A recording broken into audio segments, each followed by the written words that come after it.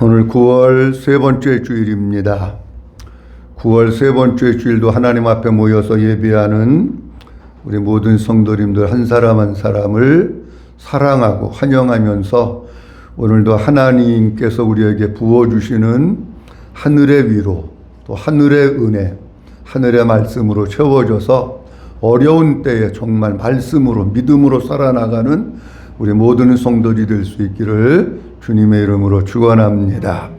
우리가 성경 말씀 가운데 보면 바리새인들이 있습니다. 근데 이 바리새인들을 보면 겉으로 보면 우리보다 훨씬 더 믿음이 좋은 것 같은 그런 느낌을 받을 때가 많습니다.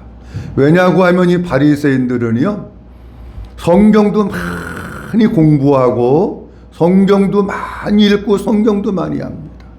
일주일에 2번씩 금식하고 11조를 드리고 구제를 하고 그리고 시간 맞춰서 하나님 앞에 기도하고, 그 바리새인들의 외적인 모습을 보면 우리들보다 훨씬 더 신앙이 좋게 느껴집니다.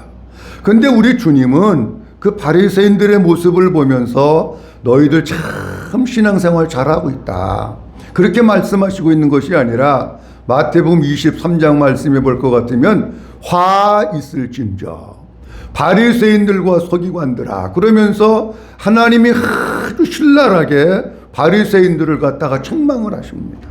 그러면서 뭐라고 말씀하시고 있느냐고 할 것 같으면은, 왜 너희들은 천국문을 가로막고 너희도 들어가지 않고 다른 사람도 들어가지 못하게 하느냐. 너희가 온 바다와 육지를 다니면서 교인 하나를 얻어가지고 데려오면 배나 더 지옥 자식이 되게 한다. 그러면서 회칠한 무덤과 같은 자들이다 하면서 바리새인들을 책망합니다. 우리가 사도행전 8장이나 9장 말씀해 볼 것 같으면 사울이라고 하는 사람 우리가 잘 압니다.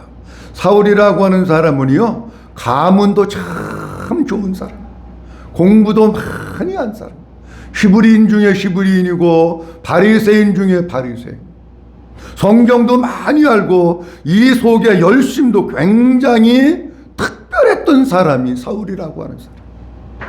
그런데 이 사울이 예수 믿는 사람들을 핍박하고 교회를 대적하고 예수 믿는 사람들을 죽이고 예수 믿는 사람들을 가두고 예수 믿는 사람들을 말살하는 일을 한 거. 아니, 성경을 모르면 몰라도 성경도 많이 알면서 하루에 때를 따라서 하나님 앞에 매일같이 기도하고 금식하고 구제하고 그러는데 어찌해서 이들은 우리 주님께로부터 그렇게 책망을 받을 수밖에 없었을까?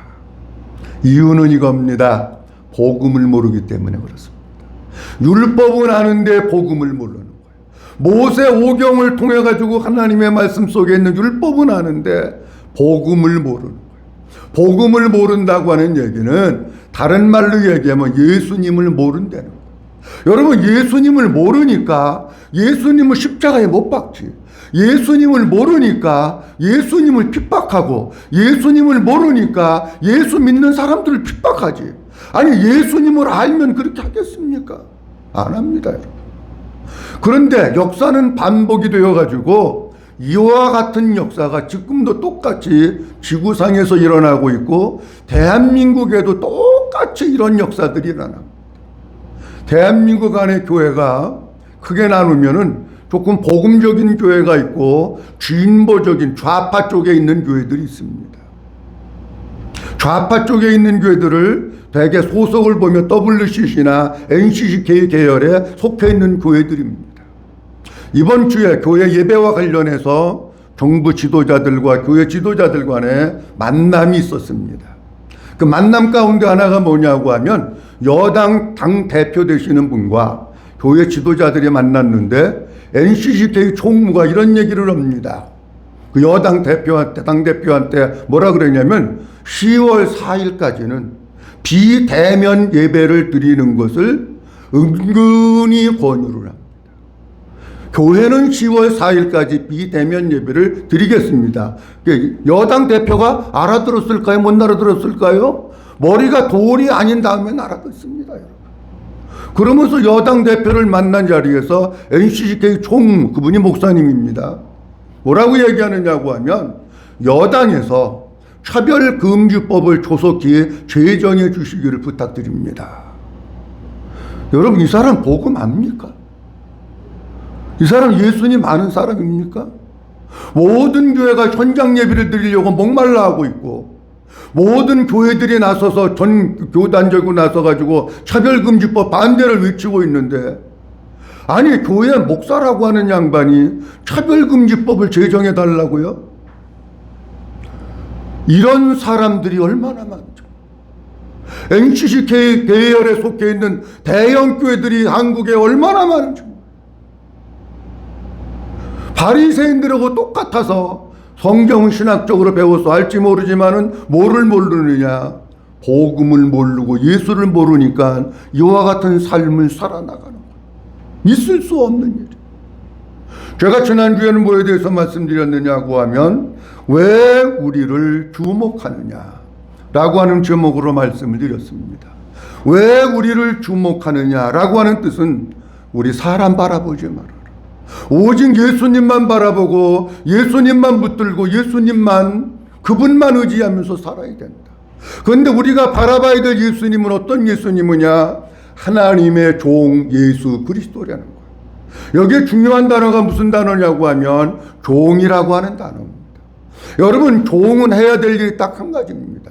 뭐냐? 순종하는 것밖에 없습니다. 복종하는 것밖에 없습니다.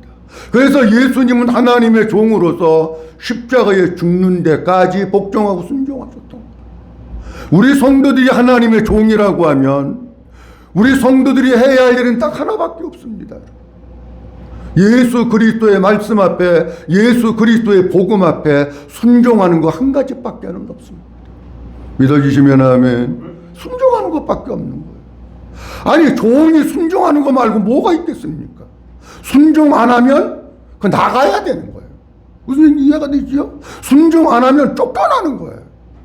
우리 예수 믿는 사람들이 진짜 정신 차리고 신앙생활 해야 될 게 뭐냐고 하면 딱 한 가지야. 아버지 앞에 찾아 나와서 복음의 말씀에 순종하는 것, 그것만 우리들이 해야 됩니다. 그 다음에 또 하나 우리가 바라봐야 될 예수는 어떤 예수냐고 하면 생명의 주 예수 그리스도다, 그렇게 말씀을 하셨어요.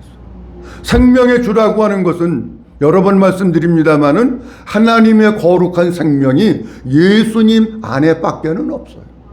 차별금지법이 통과가 되면 예수님만 믿어야 구원받습니다. 예수님이 길입니다. 예수님이 생명입니다. 그 설교하면은 종교차별 유해가지고 300만 원 벌금 무는 거예요. 제가 얼마 전에 얘기 들으니까 300만 원이 너무 적어가지고 3천만 원으로 올렸다, 그런 얘기가 들리더라고요.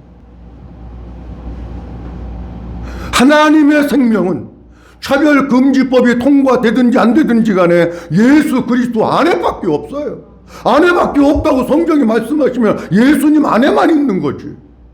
믿어주시면 아멘. 예수님 안에만 있는 거지. 자, 오늘 본문 말씀 사도행전 3장 17절에서 21절 말씀은 사도 베드로가 사도행전 2장에 의해서 사도행전 3장에 두 번째 하는 설교입니다.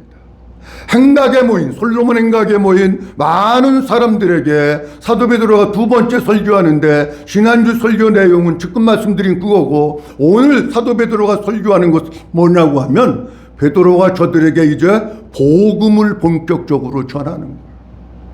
성경 말씀을 볼 것 같으면 구약이든지 신약이든지 다 복음입니다. 여러분.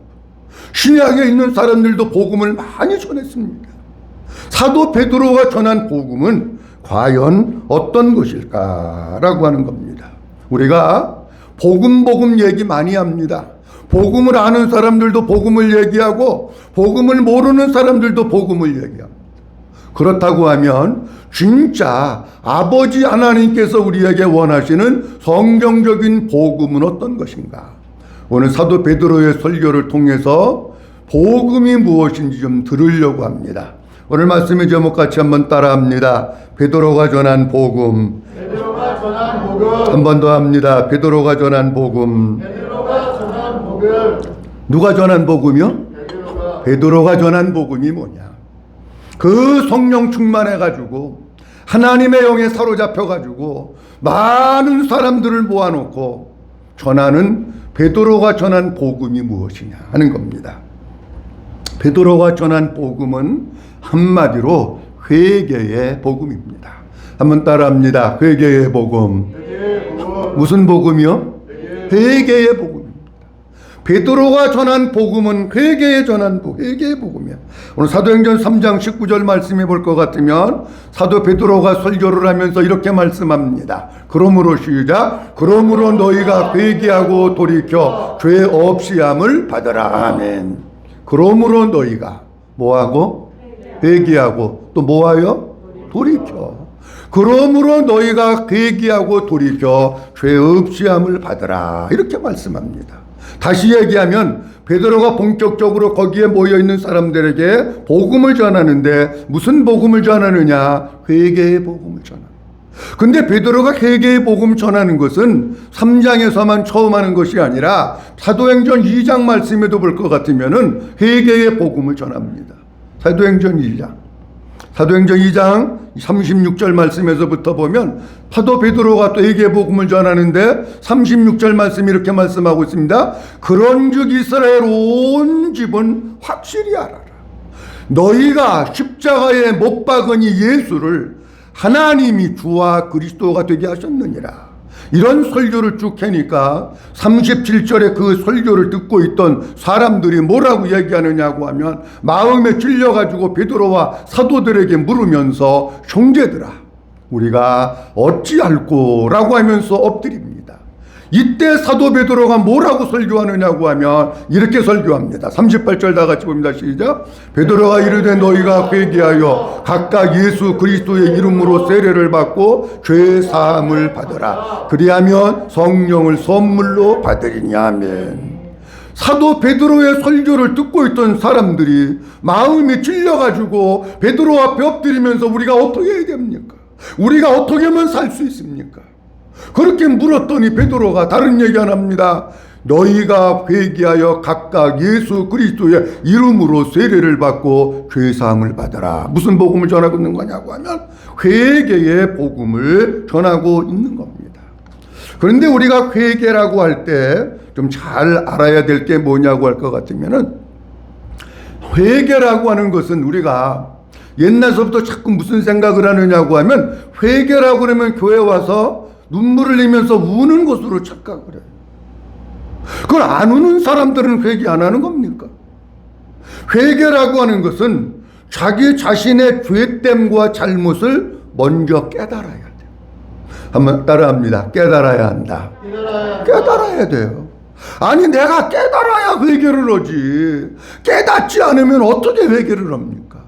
아니 내가 계속해서 죄 가운데 있고 시궁창에 빠져 있고 죄악의 구렁텅이에 있고 마귀의 사슬에 매여 있는데 그것이 죄인지 아닌지를 모르면 그 사람은 절대로 회개 못합니다. 내가 지금 더러운 돼지가리에 우리에 있는 게 더러운 것을 알아야 거기서 나와가지고 몸을 씻고 샤워를 하고 깨끗하게 해야지. 돼지 우리에 있으면서 여기가 좋사오니 여기에다 초막 찍고 나는 살겠습니다. 그런 사람을 죽을 때까지 회개 못합니다. 깨달아야 돼. 자, 지난주에 제가 우리가 바라봐야 될 예수는 누구냐? 하나님의 종 되시는 예수입니다. 금방 말씀드렸잖아요. 근데 우리가 신앙생활하면서 우리 성도들이 할 게 예수님이 하나님의 종으로 죽기까지 순종하는 일 그거 하나 하셨어. 내 맘대로 내 뜻대로 한 게 아무것도 없어. 아버지가 보여주시고 말씀하시고 가르쳐 주신 대로 하셨어. 그것을 위해서 죽기까지 순종하셨는데 십자가에 죽기까지 그렇게 하셨어. 그렇다고 하면 그 예수님이 내 안에 오셔서 내 주인이 되셨다고 하면 우리도 마땅히 어떻게 신앙생활을 해야 되느냐? 우리도 마땅히 순종하는 것밖에 없다니까요. 근데 교회 안에서 순종하지 않고 불순종하는 삶을 예를 들어서 어떤 사람이 살아나가면서 내가 불순종하는 것이 죄라고 하는 거나 하는 것을 깨달아야 회개하고 순종하지. 불순종하는 계속해서 하면서 깨닫지 못하고 내가 잘나서 그래. 내가 똑똑해서 그래. 내가 의로워서 그래. 너희들은 몰라. 나만큼 따라오려면 아직 멀었어. 그 사람 회개할까요? 그 사람 회개 안 합니다. 우리가 예배라고 하는 것도 마찬가지입니다. 예배라고 하는 것을 멸시하는 것은 하나님을 멸시하는 거고 예배를 멀리하는 것은 주님을 멀리하는 거고 성경에 나오잖아요. 그러면 예배를 등한히 여기고 예배를 멸리하는 게 이게 죄로구나. 그걸 깨달아 예배의 삶을 사는 거지. 아니 그게 안 깨달아지는데 무슨 예배의 삶을 사느냐. 근데 그 깨닫는 것도 누가 깨닫게 하시느냐? 성령님께서 깨닫게 해주셔야 하는 줄로 믿으시기 바랍니다. 성령님이 깨닫게 해주실 때에 그것을 어떤 사람은 아멘 그러고 받아들이는 사람이 있어요. 어떤 사람은 성령님이 깨닫게 해주셨는데 나만 그러나 교회 보니까 불순종하는 사람 천지야. 예배 안 드리고 주일날 놀러가고 땡땡 치는 사람 너무 많아. 그러면서 안 깨달으면 그 사람은 회개 못하는 거예요. 깨달았으면 어떻게 해야 되느냐? 마음과 생각을 바꾸는 것이 그게 회개하는 거예요. 마음이 바뀌어지고 생각이 바뀌어져야 돼. 불순종하던 생각이 순종하는 생각으로, 불순종하는 마음이 순종하는 마음으로 바뀌어지면 그 사람 순종하잖아요. 아멘. 그렇잖아요. 내가 마음속으로 지금까지는 내가 속도 많이 쓰기고 불순종했는데 예수 믿는 사람 예수님 내 안에 계시니까 그 예수님은 종이 되셔서 순종하는 것밖에 안 했다는데 나도 이제 순종해야지. 이런 마음을 주님이 부어주셨을 때에 그 마음을 내가 딱 붙들고 사는 사람은 순종하는 삶을 사는 거예요. 근데 우리 주님이 그럴 걸 들려주시고 깨닫게 하시고 머리도 끄덕끄덕 하셨는데 순종은 모자라는 사람이 나오는 거야. 공부 조금 하고 초등학교 나온 사람이라 순종하지 나같이 이렇게 똑똑하고 대학교 나온 사람은 순종하는 거 아니야. 마음이 안 바뀌어져. 그 마음을 계속해서 가지고 있는 한 그 사람은 절대로 회개 안 해. 사도 베드로가 오늘 본문 말씀 가운데서 설교를 하면서 계속 누구에 대한 것을 말씀하고 있으면서 설교하고 있느냐고 하면 예수 그리스도에 대한 것을 말씀하면서 지금 설교하고 있는 거예요. 그래서 사도 베드로는 너희가 진짜 예수님을 만나고 너희가 진짜 예수님을 바라보고 너희가 진짜 예수님을 믿으려고 할 것 같으면은 뭐가 이루어져야 되느냐? 회개해야 된다는 거예요. 지금까지 내가 살아왔던 자기의 의, 잘못된 생각, 잘못된 마음, 생활 습관 이런 것들이 이게 잘못된 거로구나. 그리고 깨닫고 우리의 마음을 갖다가 새롭게 해야지만이 우리가 하나님 앞에 회개하여 새 사람으로 살아갈 수 있다라고 하는 겁니다. 근데 여기 회개했다라고 하는 문법이 뭐로 되어 있느냐고 하면 능동태로 되어 있어요. 그러니까 그 회개는 누가 오는 겁니까? 내가 해야 돼요. 계속해서 주님이 말씀하시고 가르쳐 주는데도 고집을 계속해서 피우고 나는 죽어도 회개 안 해요. 나는 죽어도 그렇게 안 살아. 나는 내 생각대로 내 마음대로 살 거야. 고집 피우는 사람들 있잖아요. 그것은요 회개가 안 되는 거예요. 아버지의 뜻에 내가 마음을 내어드리면서 내가 능동적으로 회개할 때에 성령님께서 그 속에 역사하셔가지고 우리의 더러운 마음들을 버리고 고집스러운 마음들을 거부하면서 순종해서 회개의 사람이 되는 겁니다. 자, 그러면 왜 우리가 회개해야 되느냐 하는 겁니다. 회개해야 되는 이유가 많이 있는데 조금만 말씀드리면은 창세기 3장에 볼 것 같으면은 아담과 하와의 범죄로 말미암아 이 땅에 살고 있는 모든 사람들은 고통이 찾아왔고 불행이 찾아왔고 저주가 찾아왔고 가시떨기와 엉겅퀴가 찾아온 거예요. 그럼 이것을 회복하는 길이 뭡니까? 회복하는 길이 계속해서 아담과 하와의 죄의 유전인자를 가지고 계속해서 하나님과 반대되고 하나님과 거역하고 하나님께 불순종하는 삶을 살면 계속해서 불행의 삶, 고통의 삶, 눈물의 삶을 살아갈 수밖에 없는 거예요. 그 모든 사망과 저주를 끊어버리는 게 뭐냐? 회개하면 살게 되는 줄로 믿으시기 바랍니다. 회개해야 돼요. 자, 이 죄라고 하는 것은 특성이 많이 있는데 이사야서 55장 말씀해 볼 것 같으면 이렇게 말씀을 해 주시고 있습니다. 이사야서의 말씀해 볼 것 같으면은 이 죄라고 하는 것이 어떤 특징을 가지고 있느냐고 하면 하나님과 우리 사이를 갖다가 막아버리는 역할을 하는 거예요.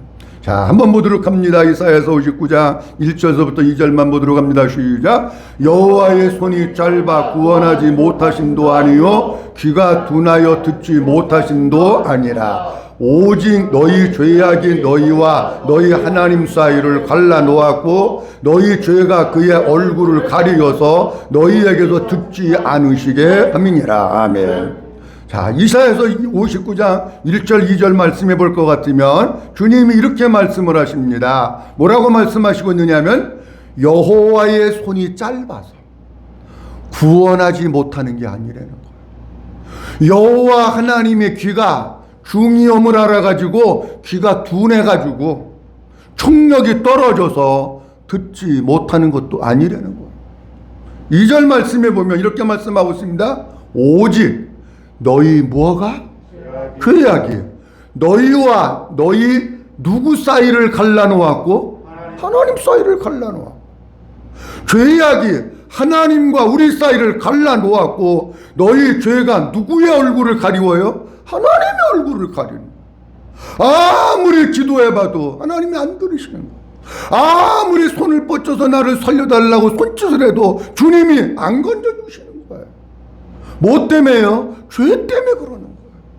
그러니까 우리가 살 수 있는 길, 우리의 기도가 응답받고 우리가 하나님과 친밀한 교제를 나누고 우리가 주님의 손에 의해서 구원받고 주님의 손에 의해서 붙들림을 받는 삶을 살기 위해서는 뭐 해야 되느냐? 회개라고 하는 것이 안 따라오면 안 되는 거야. 그러니까 사도 베드로는 가장 먼저 무슨 복음을 전하고 있느냐고 하면 회개의 복음을 전하고 있는 거야. 여기 본문 말씀 사도행전 3장 아까 말씀에 회개하고 돌이켜 그렇게 말씀하고 있는데 돌이켜라고 하는 뜻은 개종하다, 되돌아가다, 돌아서다 그런 뜻입니다. 개종이라고 하는 것은 아시지요? 다른 종교에서 기독교로 오는 거, 그 종교를 버리고 이쪽에 하나님을 붙드는 게 그게 개종인데 그것도 회개예요. 자, 그런데 본문 말씀에 돌아가다, 돌이키다 라고 하는 것은 어떤 뜻이냐고 하면 이런 뜻이에요. 우리가 이런 경우가 있습니다. 몸은 아버지 앞에 여기 나와서 있는 사람들이 있어요. 그렇죠? 그런데 사람이라는 게 참 묘한 게 생각이나 마음은 저 세상에 가서 할 거 다 하는 사람들이 많아. 아우 얼른 예배 끝나고 누구 만나기로 했는데 12시 반에 야탑에서 누구 만나기로 했는데 얼른 끝나야 되는데 그 생각 자유예요. 마음은 벌써 집에 가서 있어. 1시 되면 우리 신랑 온다고 그랬는데 빨리 끝나고 가서 밥 차려줘야 되는데 오늘 반찬은 뭐 해 먹지? 김치해서 먹나 뭐 해서 먹나 라면 끓여 먹을까? 마음은 딴 데 가서 몸은 여기 와서 있는 것 같아. 실제적으로 우리의 신앙생활의 삶은 세상 가운데서 엉망진창의 삶을 사는 사람들이 너무 많은 거예요.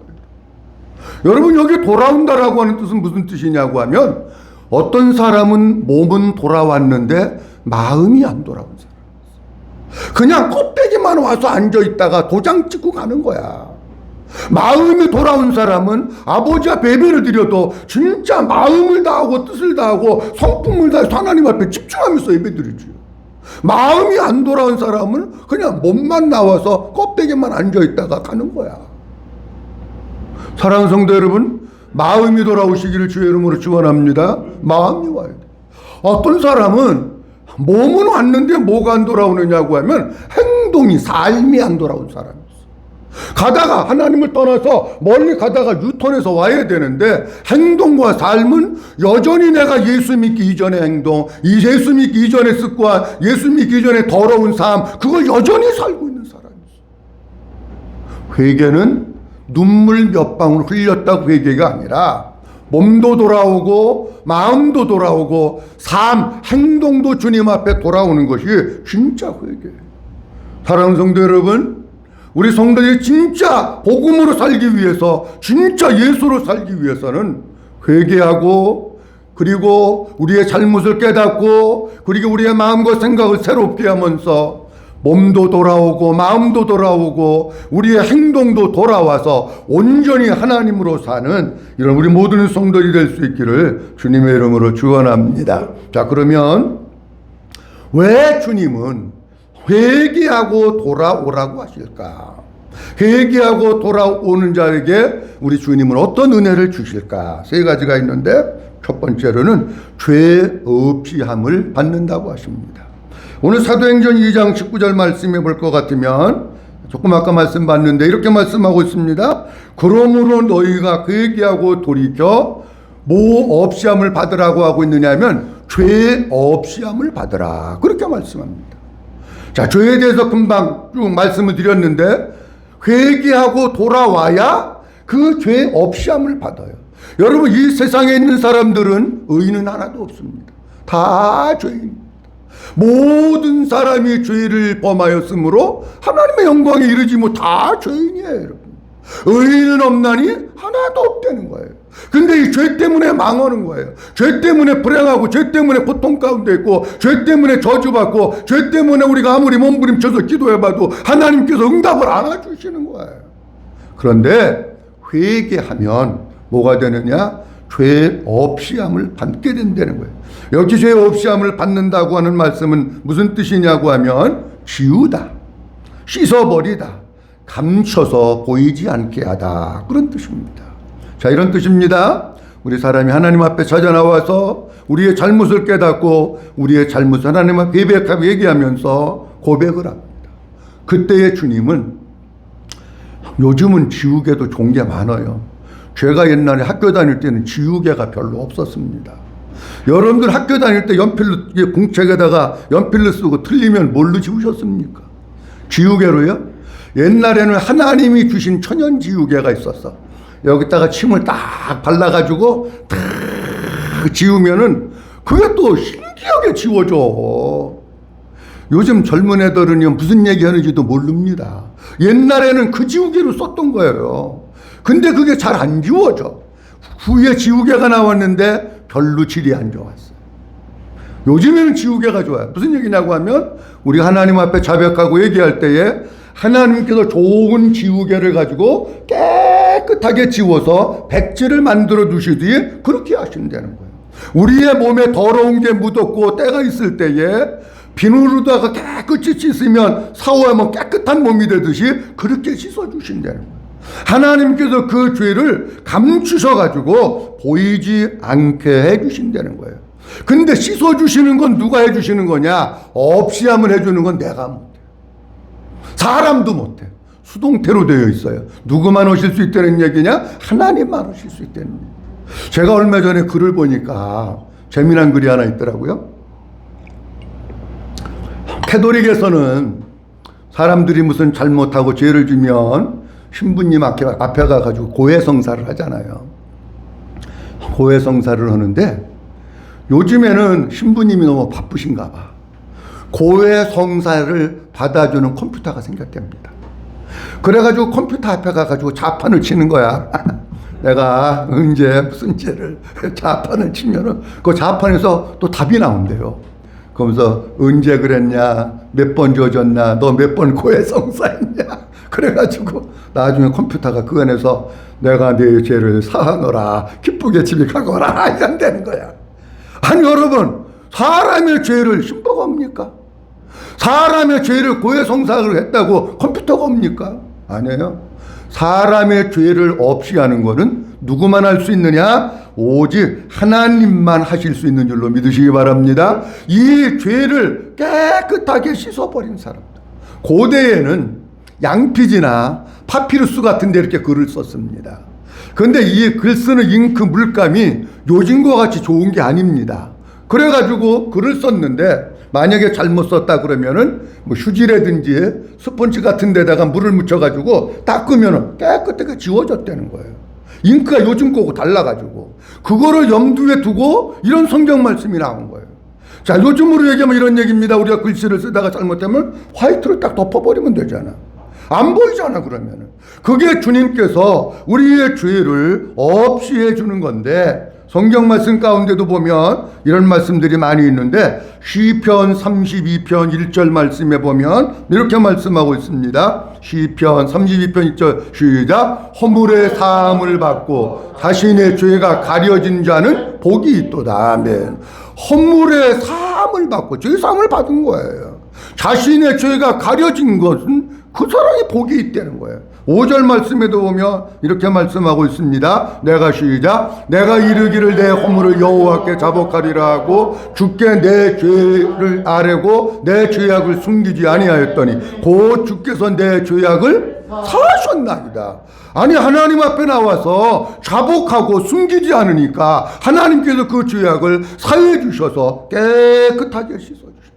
회개할 때에 우리의 모든 저주와 재앙과 하나님 사이를 막고 있고 나 자신을 병들게 만들고 있는 그 모든 죄악들을 우리 주님이 깨끗하게 제해 주시고 없애 주시고 용서해 주시는 줄로 믿으시기 바랍니다. 두 번째로 회개할 때 새롭게 되는 날이 주 앞으로부터 이릅니다. 3장 19절 말씀입니다. 사도행전 3장 19절 말씀에 보면 이렇게 말씀하고 있습니다. 그러므로 시작. 그러므로 너희가 회개하고 돌이켜 죄 없이 함을 받으라. 이같이 하며 새롭게 되는 날이 주 앞으로부터 이를 것이요. 아멘. 이렇게 하면 뭐 하게 되는 날이? 새롭게 되는 날이. 개역 성경에는 조금 이따 말씀드립니다만은 개역 성경에 이렇게 되어 있어요. 유쾌하게 되는 날이 그렇게 나와 있어요. 새롭게 되는 날이 온다. 새롭게 된다고 하는 것은 원기 회복, 호흡의 회복 그런 뜻으로 우리의 심령, 영적인 부활을 얘기해 주고 있는 겁니다. 우리가 회개할 때에 하나님께서 우리의 심령에 하나님의 생기를 불어넣어 주시고 성령께서 이 속에 오셔가지고 우리의 죽어가고 있는 이 속사람을 갖다가 새롭게 부활시켜 주시는 줄로 믿으시기 바랍니다. 그게 새롭게 되는 거예요. 그런데 이게 새롭게 되면 어떻게 되느냐고 하면 유쾌하게 되는 날이 온다. 그렇게 말씀드렸는데 개역 성경에 유쾌하게 된다고 하는 그 뜻은 상쾌하다, 산뜻하다, 신난다 그런 뜻이에요. 그러니까 여러분 보세요. 회개를 안 하고 여기에 죄의 덩어리가 예를 들어서 이만한 게 있어. 이거를 가지고 다니는 사람은 마음이 유쾌할까요? 무거울까요? 무겁지요. 근데 이 죄덩어리를 주님 앞에 자백하고 아뢰었더니 하나님께서 우리의 죄를 사해 주시고 내 속 심령을 새롭게 만들어 주시고 부활시켜 주신 거예요. 그럴 때 우리의 마음이 어떻게 되느냐고 하면 상쾌하고 신나고 또 기분이 좋고 산뜻하고 그렇게 된다는 거예요. 제가 이 말씀을 보면서 뭔 생각을 했느냐고 하면 아 그렇구나. 회개할 때 우리의 마음이 천국이 되는구나. 아멘. 한번 따라합니다. 회개할 때 천국이 됩니다. 회개할 때 천국이 되는 거예요. 회개할 때 우리의 마음이 산뜻하고 상쾌하고 신나고 기분 좋고 상쾌하게 돼서 우리의 마음이 기쁨이 넘쳐가지고 천국이 되는 거예요. 근데 보세요. 세례 요한이 전한 복음도 회개하면 천국 된다고 하는 복음이고요. 예수님이 전한 복음도 회개하면 천국 된다고 하는 복음. 자, 보도록 합니다. 마태복음 3장 1절과 2절입니다. 그때의 시작. 그때 세례 요한이 이르러 유대 광야에서 전파하여 말하되 회개하라 천국이 가까이 왔느니라 하였으니 아멘. 세례 요한이 와서 복음을 전하는 거예요. 세례 요한이 전한 복음 두 가지입니다. 하나는 회개의 복음이고 하나는 천국 복음이에요. 회개했더니 뭐가 왔다고요? 천국이 온다는 거예요. 자, 예수님이 전한 복음도 마가복음 1장 14절 15절 말씀에 보면 이렇게 말씀을 하고 있어요. 마가복음 1장 14절 15절입니다. 요한이 시작. 요한이 잡힌 후 예수께서 갈릴리에 오셔서 하나님의 복음을 전파하여 이르시되 때가 찼고 하나님의 나라가 가까이 왔으니 회개하고 복음을 믿으라 하시더라. 아멘. 예수님이 복음을 전하시는 거예요. 뭐라고 복음을 전하시느냐? 하나님의 나라가 가까이 왔다. 천국이에요. 하나님의 나라는. 회개하고 복음을 믿으면 너희 마음이 천국 돼. 그거 얘기하는 거잖아요. 예수님이 전한 복음도 회개의 복음, 천국의 복음. 베드로가 전한 복음도 회개의 복음, 천국의 복음이에요. 여러분. 사랑하는 성도 여러분, 신앙생활을 그냥 몸만 하지 말고 진짜 회개의 복음을 듣고 우리가 하나님 앞에 회개하고 그리고 우리의 마음이 천국 되어지는 삶을 살아갈 수 있기를 주님의 이름으로 축원합니다. 마지막 세 번째, 예수 그리스도를 보내주신다고 하십니다. 마지막이니까 한번 따라합니다. 예수 그리스도를 보내주신다고 하십니다. 사도행전 3장 20절입니다. 또 시작. 또 주께서 너희를 위하여 예정하신 그리스도 곧 예수를 보내시리니. 아멘. 베드로의 설교는 끊임없이 예수님을 말하는 설교. 설교는 예수님을 전하는 거예요. 근데 뭐라고 말씀하고 있느냐고 하면 이렇게 회개하면 또 주께서 너희를 위하여 뭐 하신? 그리스도 곧 예수를 뭐 하시리니? 보내주신다. 이게 시간이 짧아가지고 큰일 났네. 여기 예정하신이라고 하는 뜻을 우리가 좀 잘 알아야 될 게, 예정 그러면 자꾸 우리는 신학적으로 생각을 하려고. 여기 예정하신이라고 하는 단어가 너무 중요한데, 손이 닿을 만한 가까이에 있다. 그게 예정입니다.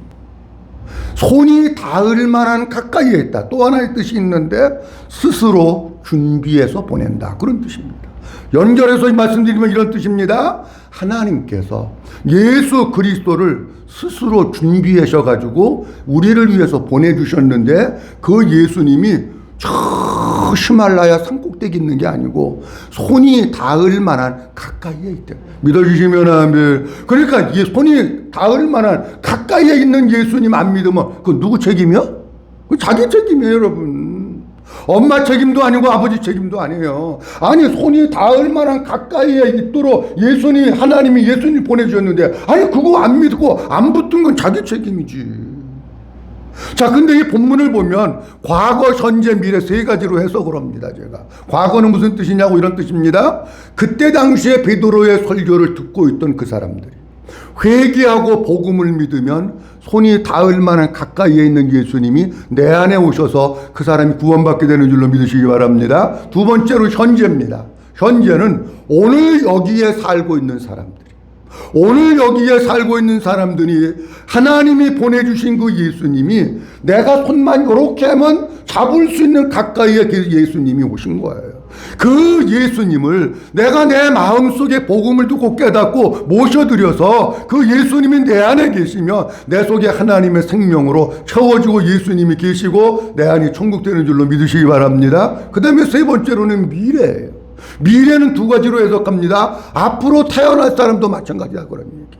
그 다음에 또 하나는 미래는 뭐냐고 하면 이 세상 종말이 다 됐는데 때가 찼을 때 하나님께서 하나님의 아들 예수 그리스도를 만왕의 왕으로 심판의 주님으로 보내셔서 알곡과 쭉정이를 구분하시려 예수님 이 땅에 오신다는 거예요. 믿어주시면 아멘. 과거, 현재, 미래 이렇게 해석을 하면 본문 말씀이 정확히 해석되는 거예요. 자, 오늘 본문 말씀을 보면서 베드로가 전한 복음이 뭔가? 베드로가 전한 복음은 회개의 복음입니다. 회개의 복음이 우리에게 왜 필요하느냐고 하면, 회개하지 않으면 저주와 불행 가운데 하나님과 막혀진 삶, 불통의 삶을 살아갈 수밖에 없는 거예요. 그 회개한다고 하는 것은 먼저 죄를 깨달아야 되고 우리의 마음과 생각이 새로워져야 되고, 그리고 아버지께로 몸만 오는 것이 아니라 몸도 돌아오고 마음도 돌아오고 행동도 돌아오고, 할렐루야, 다 돌아오는 거예요. 이렇게 돌아올 때 하나님은 어떻게 해주시느냐? 우리의 모든 죄를 깨끗하게 사해 주시고 우리가 진짜 새롭게 되고 유쾌하게 되어서 천국을 누리면서 살 수 있고, 그 예수님을 내가 붙들므로 말미암아 내 속에 하나님의 생명으로 채워지고 그 주님으로 살게 되는 이런 은혜가 있는데, 이런 우리 모든 성도들이 될 수 있기를 주님의 이름으로 축원합니다. 기도하겠습니다. 전능하시고 거룩하신 우리 아버지 하나님, 은혜를 감사합니다. 오늘도 하나님 아버지께서 저희를 사랑해 주셔서 9월 세 번째 주일 열어주시고 사도 베드로가 전한 회개의 복음을 우리에게 들려주셔서 감사합니다.